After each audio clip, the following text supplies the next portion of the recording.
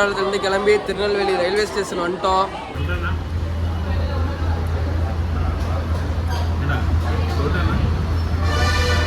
Friends இருட்டு கடை அல்வா வாங்க வந்திருக்கோம். மிச்சர்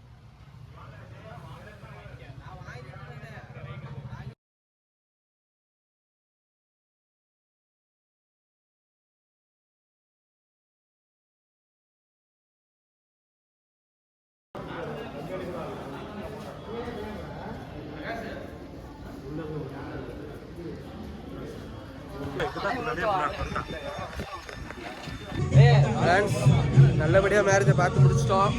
அதான் கிளம்பியாச்சு.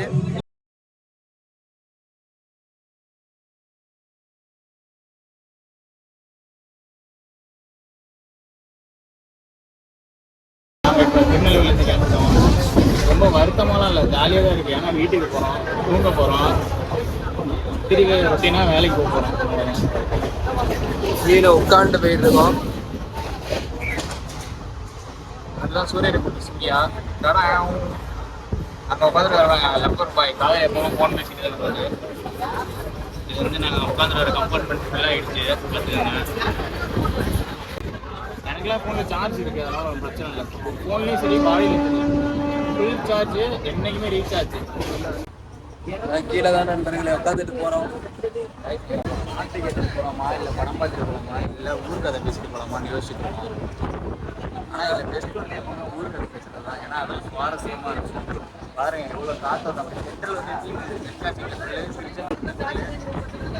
எடுத்துட்டு போனால் கூட தெரியாது ட்ராவல் பண்ணுறது. இப்போ 5-6 மணி நேரம் இப்படியே தான் போனோம்.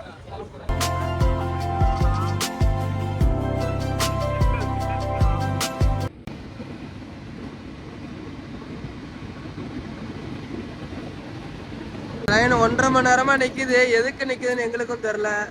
மேப்பில் போய் ஃபர்ஸ்ட் இதில் போய் டிரைவர்கிட்டே கேட்டு வந்துட்டா போல.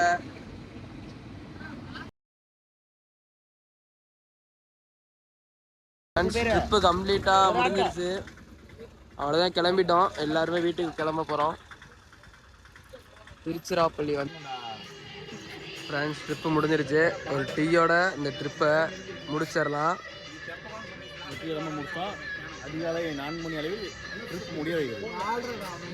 மணி 4:30 இந்த ட்ரிப்பு முடிவடைந்து விட்டது.